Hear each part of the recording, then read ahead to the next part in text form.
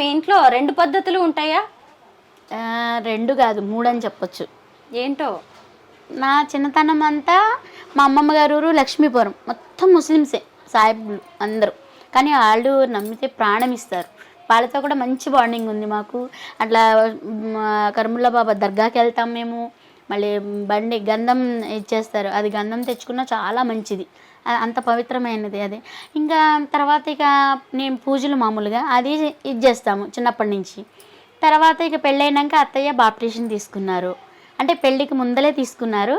అత్తయ్య ప్రభు పిల్లని చేసుకోవాలని అత్తయ్య అంటే బాప్టిషన్ తీసుకుని నమ్ముకున్న పిల్లని చేసుకోవాలని. పాపం ఆవిడ చాలా బాధపడ్డారు, నేను పూజలు చేస్తున్నా ఆవిడ ఎట్లా అయితే కానీ. సో మళ్ళీ మాకు కొన్ని ప్రాబ్లమ్స్ గొడవలు ఇంటింటికి ఉంటాయి, గొడవలు అన్నీ అయినాయి ఇదైనాయి.